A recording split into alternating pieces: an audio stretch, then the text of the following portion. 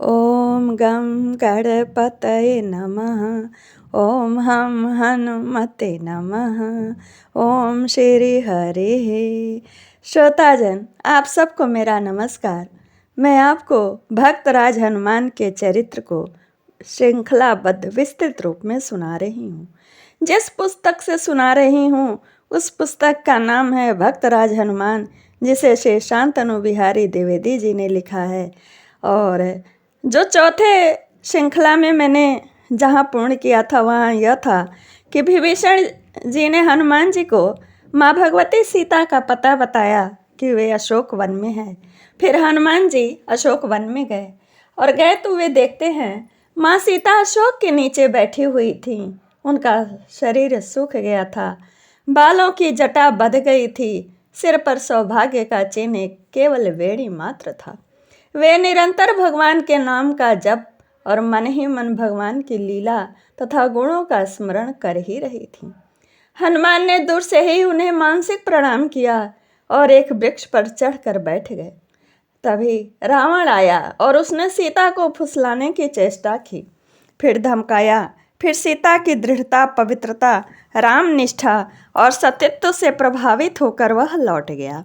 बहुत सी राक्षसियां सीता को रावण के अनुकूल करने के लिए समझाने लगी। इन बातों से सीता को बड़ी पीड़ा हुई। राम का पता न चलने के कारण उनके अनिष्ट की भी आशंका हुई। ऐसा मालूम हुआ कि वे जीवित न रहेंगी। त्रिजटा अपने स्वप्न का वृतांत कहकर उन्हें आश्वासन देने लगी और बहुत सी राक्षसियां वहां से चली गईं। थोड़ी देर बाद त्रिजटा भी चली गई। यहाँ पर श्री रामायण का प्रसंग विस्तृत रूप में नहीं कह रही हूँ, श्री हनुमान चरित्र को कहा जा रहा है, इसलिए सारे प्रसंग को संक्षिप्त किया गया है। सीता को अत्यंत व्यथित देखकर हनुमान ने राम जन्म से लेकर विवाह, वन गमन, सीता हरण आदि की बातें वृक्ष पर से ही कहीं और अंत में बतलाया कि मैं उन्हीं के भेजने से यहाँ आया हूँ। हनुमान की यह अमृतमयी वाणी सुनकर सीता को बड़ा संतोष हुआ, परंतु दूसरे ही क्षण एक आशंका से उनका हृदय सिहर भी उठा। उन्होंने सोचा कहीं यह भी राक्षसी माया तो नहीं है। हनुमान ने सीता का भाव ताड़ लिया। उन्होंने कहा, माता, मैं करुणा निधान के चरणों की शपथ लेकर कहता हूँ कि मैं भगवान राम का सेवक हूँ। उन्होंने आपके विश्वास के लिए मुझे एक अंतरंग कथा बताई है। जब आप वन में उनके साथ थीं और जयंत ने कौवे का वेश धारण करके आप पर आक्रमण किया था, तब भगवान ने उस पर इशिका अस्त्र प्रयोग किया और उसे त्रिलोकी में कहीं भी शरण नहीं मिली। आपकी अंगूठी जिसे केवट को देने के लिए आपने उन्हें दी थी और भगवान ने जिसे अपनी उंगली में धारण कर रखा था, उसे भी भगवान ने आपको विश्वास दिलाने के लिए मुझे दिया है। आप मेरा विश्वास करिए माँ, मैं आपके चरण छूता हूँ।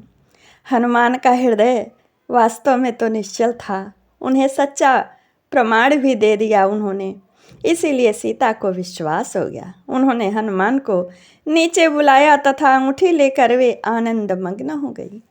उन्हें भगवान का संदेश पाकर इतना आनंद आया उन्हें माँ भगवती को कि मानो स्वयं प्राण प्रिय भगवान ही मिल गए हों।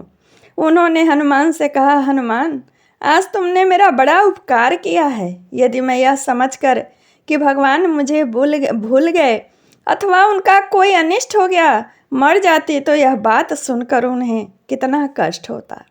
मेरे कारण वे दुखी होते। हनुमान, क्या वे कभी मेरा स्मरण करते हैं? क्या मैं उन्हें कभी देख पाऊंगी? क्या वे शीघ्र ही मेरा उद्धार करेंगे? कहते कहते सीता मैया का गला भर आया। आंखों में झरझर झरझर आंसू बह गए। वे बोल न सकी।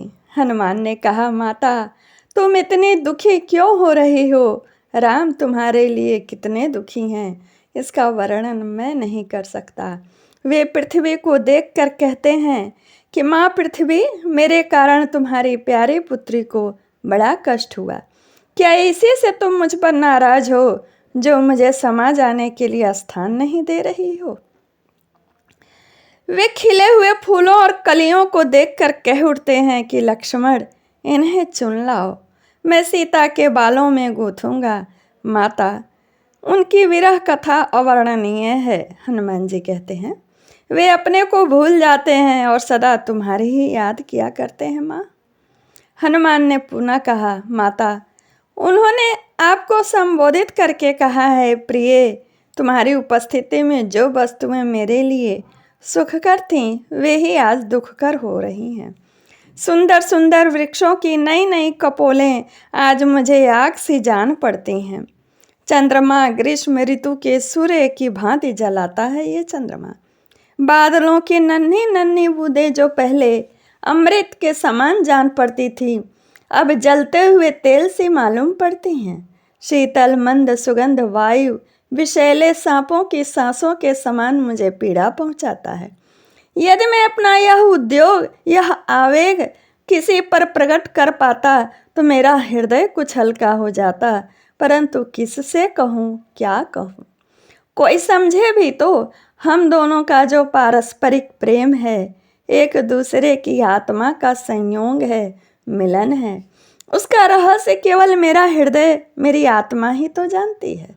और मेरा हृदय, मेरी आत्मा सर्वथा तो तुम्हारे पास ही रहती है। एक क्षण के लिए भी तुमसे बिछड़ती नहीं है, तुमसे अलग होती नहीं है। क्या इतने से हमारे अनिवर्चनीय प्रेम की व्याख्या हो जाती है? मैं तो कहूँगा कदापि नहीं, परंतु और कहा ही क्या जा सकता है। यह कहते समय हनुमान भावाविष्ट हो गए थे। सीता को ऐसा मालूम हुआ मानो स्वयं राम उनके सामने खड़े होकर के कह रहे हों। वे प्रेम में मग्न हो गईं, शरीर की उनकी सुधि भूल गई।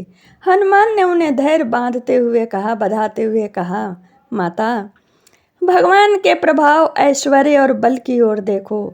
उनके बाणों के सामने ये तुच्छ राक्षस एक भी क्षण नहीं ठहर सकते। समझ लो कि वे मर ही गए हैं, ये राक्षस मर ही गए हैं। भगवान को अब तक आपका पता नहीं मिला था, नहीं तो वे न जाने कब राक्षसों का संहार करके आपको ले गए होते। हम सब वानर भालू उनके साथ आएंगे और निशाचरों को पछाड़ पछाड़ कर मारेंगे और आपको लेकर आनंद मनाते हुए अयोध्या चलेंगे। माता, क्या प्रभु का प्रभाव आप भूल गई हैं? वे मालूम होते ही वहाँ से सैनिकों के साथ चल पड़ेंगे। उन्हें जब मालूम होगा, बाणों से समुद्र को स्तंभित कर देंगे। लंका में एक भी राक्षस नहीं बचेगा। यदि देवता, दानव और स्वयं मृत्यु ही भगवान राम के मार्ग में विघ्न डालना चाहेंगे तो वे उन्हें भी नष्ट कर देंगे। माता, मैं शपथ पूर्वक कहता हूँ, तुम्हारे वियोग से राम जितने व्यथित हैं उसका वर्णन नहीं किया जा सकता। वे एक क्षण का भी विलंब नहीं करेंगे। आप उन्हें शीघ्र ही सकुशल देखेंगी। सीता माता कहती हैं, हनुमान, अब तक 10 महीने बीत गए, अब 2 ही महीने बाकी है। यदि इनके बीच में ही भगवान मेरा उद्धार नहीं किया तो मैं उनके दर्शन से वंचित रह जाऊंगी। मैं उनके दर्शन की आशा से ही जीवित हूँ। रावण ने अब तक मुझे मार डाला होता यदि विभीषण ने अनुनय विनय करके मेरी रक्षा न की होती। सीता हनुमान से ये बातें कहते कहते व्याकुल हो गई। उनका गला सूख गया, वे बोल न सकी। हनुमान ने कहा, माता, मैंने कहा ना कि भगवान मेरी बात सुनते ही चल पड़ेंगे, परंतु उनके आने की क्या आवश्यकता है। मैं आज ही आपको इस दुख से मुक्त करता हूँ। आप मेरी पीठ पर चढ़ जाइए, मैं आपको पीठ पर लेकर समुद्र लांघ जाऊँगा। जैसे अग्नि हवन किए हुए हविष्य को तत्काल इंद्र के पास पहुँचा देता है, वैसे ही मैं आपको तत्काल प्रवर्षण गिरि पर विराजमान भगवान राम के पास पहुँचाए देता हूँ। भगवान की कृपा से न केवल आपकी बल्कि रावण के साथ सारी लंका को भी मैं ढोकर ले जा सकता हूँ। अब देर मत कीजिए। जब मैं आपको लेकर चलूँगा तो कोई भी राक्षस मेरा पीछा नहीं कर सकेगा। हनुमान की बात सुनकर सीता को बड़ी प्रसन्नता हुई। उन्होंने कहा, हनुमान, तुम्हारा शरीर बहुत छोटा है, तुम मुझे ले चलने का साहस कैसे कर रहे हो? हनुमान ने सीता को अपना विराट रौद्र रूप दिखलाया। वे बढ़कर सुमेरु पर्वत के समान हो गए। उन्होंने सीता से कहा, देवी अब देर मत करो। कहो तो राक्षसों के साथ लंका को ले चलूं, कहो तो राक्षसों को मार कर लंका को ले चलूं। निश्चय कर लो और चलकर राम लक्ष्मण को सुखी करो। जानकी ने कहा, हनुमान मैं तुम्हारी शक्ति तुम्हारा बल जान गई। तुम वायु और अग्नि के समान प्रतापशाली हो। तुम मुझे ले चल सकते हो, परंतु तुम्हारे साथ मेरा जाना ठीक नहीं है। मैं तुम्हारे तीव्र वेग से मूर्छित हो सकती हूँ, तुम पर से गिर सकती हूँ। राक्षसों से तुम्हें बड़ी लड़ाई करनी पड़ेगी और मेरे पीठ पर रहने से तुम्हें बड़ी आपत्तियों का सामना करना पड़ेगा।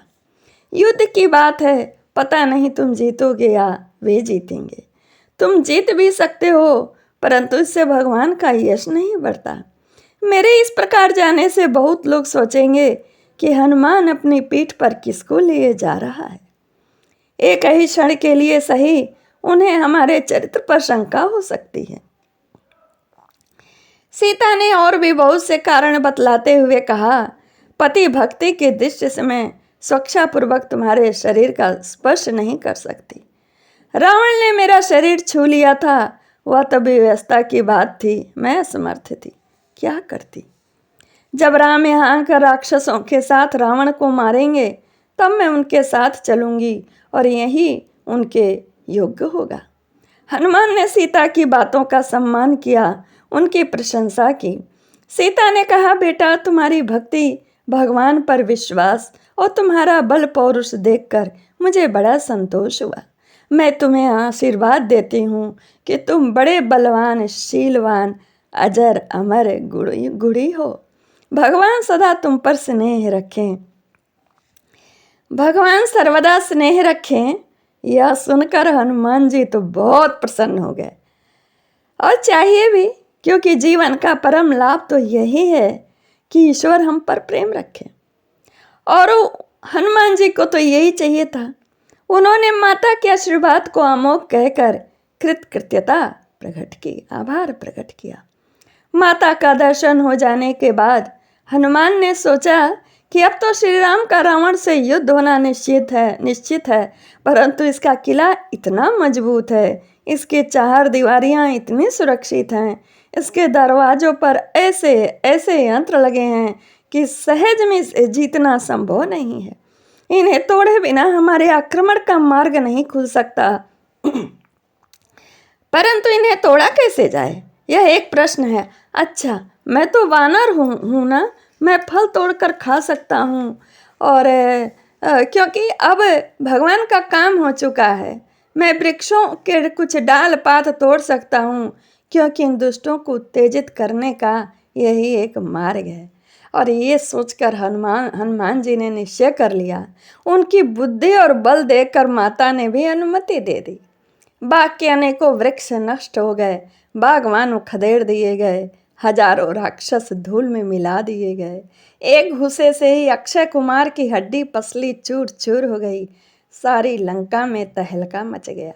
रावण पहले तो स्वयं ही युद्ध करने के लिए आ रहा था, परंतु मेघनाद ने उसे रोक दिया। वह आया, हनुमान के प्रहारों से उसके प्राणों के तो लाले पड़ गए। उसने घबरा कर ब्रह्मपाश का प्रयोग किया। यद्यपि ब्रह्मा के वरदान से हनुमान ब्रह्मपाश से मुक्त थे, तथापि उन्होंने सोचा कि ब्रह्मपाश का अपमान नहीं करना चाहिए और रावण की सभा में चलकर भगवान की महिमा भी थोड़ा सुना देता हूँ, जिससे राक्षस भयभीत हो जाएं और वे स्वयं ही ब्रह्मपाश में बंध गए। मेघनाद बड़ा प्रसन्न हुआ और प्रसन्नता के साथ हनुमान जी को राजसभा में ले गया। वहां जाते जाते वह बंधन उनके शरीर से छुटकर गिर चुका था।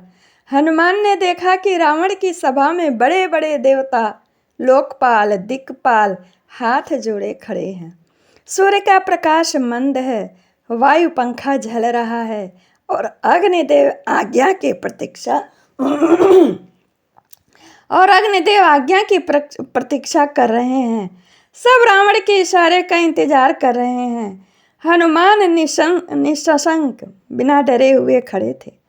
रावण ने उन्हें इस प्रकार अविनती देखकर न जाने क्या सोचा और ठहाका मारकर हंसने लगा। विनीत भाव में नहीं थे, देखकर हंसने लगा, परंतु दूसरे ही क्षण उसे अपने पुत्र अक्षय कुमार की याद आ गई। उसने डांट कर पूछा, तू कौन है? किसके बल पर तैने ऐसा उत्पात मचा रखा है? क्या तुम मुझे नहीं जानता? मैं अभी तुझसे समझता हूँ। हनुमान ने बड़े ही गंभीर स्वर से कहा, रावण, जो संपूर्ण प्रकृति के आश्रय हैं, जिनके रोम रोम में कोटि कोटि ब्रह्मांड प्रतिक्षण पैदा होते हैं और नष्ट होते रहते हैं, उनकी शक्ति से ब्रह्मा विष्णु महेश अपना अपना काम करते हैं, जिनके कृपा लेश से शेषनाग पृथ्वी को धारण करने में समर्थ होते हैं, जो तुम्हारे जैसे राक्षसों को दंड देने के लिए अवतीर्ण हुए हैं। मैं उन भगवान राम का दूत हूँ। क्या तुम उन्हें नहीं जानते? जनक के धनुष यज्ञ में जो धनुष तुमसे हिल तक न सका था, उसे वे तिनके की भांति तोड़ दे दिए। क्या तुम भूल गए? खरदूषण और त्रिशिरा को 14,000 सेना के साथ अकेले मारने वाले को क्या तुम नहीं जानते? तुम्हें अपनी कांख में दबा के रखने वाले बाली को जिन्होंने एक ही बाण से मार डाला, उनको तुम नहीं जानते रावण? तुम उन्हें भूल सकते हो, परंतु वे तुमको नहीं भूल सकते। जिनकी अनुपस्थिति में वेश बदल कर धोखा देकर जिनकी धर्म पत्नी को तुम चुरा लाए हो, उन्हें भूल कर भी उनसे तुम भूल करके भी बच नहीं सकते। मैं उन्हीं का दूत हूँ, मुझे अच्छी तरह पहचान लो। अब देर नहीं है, उनके बाणों से लंका वीरान हो जाएगी। इन तुम्हारे सभासदों का नामो निशान तक नहीं रहेगा। हनुमान जी की निर्भीक वाणी सुनकर राक्षस कांपने लगे। उनके मन में वह भय बैठ गया, जिसके कारण वे युद्ध में भी वीरता के साथ राम का सामना नहीं कर सके। देवता लोग मन ही मन प्रसन्न हो गए। रावण ने हनुमान की बातों की उपेक्षा कर दी। हनुमान ने पुनः कहा, भूख लगने पर फल खाकर मैंने कौन सा अपराध किया? पेड़ पत्ता तोड़ना तो मेरा स्वभाव ही है। जिन दुष्टों ने मुझे मारा है, उनसे आत्मरक्षा करने के लिए मैंने भी प्रहार किया। ज्यादती तो तुम्हारे पुत्रों की है, जिन्होंने मुझे बंदी बनाने की चेष्टा की, परंतु मैं उन्हें क्षमा करता हूँ। तुम मेरी एक बात सुनो, बस एक बात मान लो। मैं विनय से कहता हूँ, प्रेम से कहता हूँ और सच्चे हृदय से तुम्हारे हित के लिए कहता हूँ भाई रावण। जो काल सारी दुनिया को निगल जाता है, वह उनसे भयभीत रहता है, वह उनके अधीन रहता है। उनसे वैर करके तुम बच नहीं सकते। तुम जानकी को ले चलो, परम कृपालु भगवान तुम्हें क्षमा कर देंगे। वे शरणागत के सब अपराध भूल जाते हैं। तुम उनके चरणों का ध्यान करो और लंका का निष्कंटक राज्य भोगो। तुम बड़े कुलीन हो, तुम्हारे पास अतुल संपत्ति है, तुम बड़े ही विद्वान हो और बल भी तुम्हारे पास पर्याप्त है। उन्हें पाकर अभिमान मत करो। ये 4 दिन की चांदनी है, चलो भगवान की शरण और मैं तुमसे सत्य कहता हूँ, शपथ पूर्वक कहता हूँ कि राम से विमुख होने पर तुम्हारी कोई रक्षा नहीं कर सकता। इसलिए मोह मूल बहुशूल प्रद त्यागहु तम अभिमान, भजहु राम रघुनायक कृपा सिंधु भगवान। यद्यप हनुमान ने बहुत ही हितकर बातें कही, परंतु वे रावण को अच्छी नहीं लगी। उसने खींचकर राक्षसों को आज्ञा दी कि इसे मार डालो, यानी हनुमान जी को। विभीषण ने आपत्ति की कि दूत को मारना अन्याय है। अंत में यह निर्णय हुआ कि अंग भंग किया जाए। रावण ने पूंछ जला देने की आज्ञा दी। पूंछ में कपड़े लपेटे जाने लगे, उसे तेल में भिगोया गया और आग लगा दी गई। 10-20 राक्षस उन्हें पकड़कर नगर में घुमाने लगे। बच्चे ताली पीट पीट कर हंसने लगे। हनुमान ने लंका ध्वंस करने का यही अवसर उपयुक्त समझा। उन्होंने अपनी पूंछ से एक झटका लगाया और सारे राक्षस अपने अपने प्राण बचाकर भाग गए। वे उछलकर एक महल से दूसरे महल पर जाकर सबको भस्म करने लगे। और इसी में वायु के जितने भी प्रकार हैं, वायु ने अपने सारे रूपों से उनकी सहायता भी की। अग्नि ने अपने मित्र वायु के पुत्र के कार्यों में हाथ बटाया और वो लंका धा धा कर जलने लगी, यानी अग्नि भी सहायता दिए। बहुत से यंत्र नष्ट कर दिए जो चार दीवारी के रूप में रक्षा के लिए लंका के लिए रावण ने बनाया था, सब नष्ट कर दिए। धोखा देने का स्थान भस्म कर दिए गए, परंतु सोने की लंका अब तक जली नहीं। यद्यप सारे नगर में हाहाकार मचा हुआ था। सब अपनी अपनी सामग्री, बाल बच्चे और स्त्री वृद्धों को लेकर अलग भाग रहे थे, तथापि लंका जलने के लिए समय भी चमक रही थी। कहते हैं कि लंका की एक काल कोठरी में शनैश्चर देवता कैद थे, यानी शनि भगवान। हनुमान का पैर उसके चार दीवारी पर लगा और वह टूट गई। शनि भगवान ने हनुमान से पूछकर सारी बात जान ली और एक कनखी से लंका की ओर देखा। एक विभीषण का घर छोड़कर सारी लंका जलकर राख की ढेर हो गई। शनि भगवान ने एक ही कनखी से देखा। उन्होंने हनुमान को वरदान दिया और बतलाया कि अब लंका का सत्यानाश निकट है और वे चले गए। वरदान दिया और चले गए। शनि देवता को मुक्त करके हनुमान ने जब देखा कि सारी लंका ध्वस्त हो गई है, इसके बीहड़ मोर्चों में अब कोई खतरनाक बात न रही, इसमें कोई दुर्गमता न रही, तब वे समुद्र में कूद पड़े और स्नान करके फिर माँ सीता के पास आए। माँ सीता ने भगवान के लिए उन्हें चूड़ामणि दिया और शीघ्र से शीघ्र अपने उद्धार की प्रार्थना करने के लिए कहा। उन्हें प्रणाम करके घोर गर्जना करते हुए हनुमान ने यात्रा की। जामवान अंगद आदि बिना कुछ खाए पिए एक पैर से खड़े रहकर हनुमान की प्रतीक्षा कर रहे थे। उनकी किलकारी सुनते ही सबने कार्य सिद्धि का अनुमान कर लिया और आगे बढ़कर उन्हें गले लगाया। खाते पीते मधुबन उजाड़ते हुए सब भगवान राम के पास पहुँचे। हनुमान ने बड़े ही करुण शब्दों में सीता की दशा का वर्णन किया, लंका के ऐश्वर्य, रावण की शक्ति और वहाँ की एक एक बात उन्होंने भगवान से बताई। भगवान ने कहा, हनुमान, तुम्हारे समान उपकारी संसार में और कोई नहीं है मेरे लिए। मैं तुम्हें क्या बदला दूं? मैं तुम्हारा सदैव ऋणी हूँ। तुम्हारे सामने मुझसे देखा नहीं जाता। भगवान की यह बात सुनते ही हनुमान व्याकुल होकर उनके चरणों पर गिर पड़े और प्रेम मग्न हो गए। भगवान राम ने बलात् उन्हें उठाकर हृदय से लगाया और उन्हें अपनी अनन्य भक्ति का वरदान दिया। बहुत बड़ा चीज़ दिया श्री राम ने भगवान हनुमान जी को, और हनुमान जी को यही चाहिए भी। और यहाँ पर भगवान शंकर की अभिलाषा पूर्ण हुई, जिसके लिए वे हनुमान बने थे, वह कार्य पूरा हुआ। और यह 5वां भाग भक्तराज हनुमान के चरित्र वर्णन के श्रृंखला में यह 5वां भाग यहीं पूर्ण होता है। अगला भाग अगले वीडियो में सुनाऊंगी। नमस्कार, जय श्री कृष्णा। बहुत बृहद है, अभी ये श्री रामायण का भाग है। इसके बाद जो पुराण हैं उनसे लिया जाएगा उनके चरित्र का वर्णन। नमस्कार, जय श्री कृष्णा।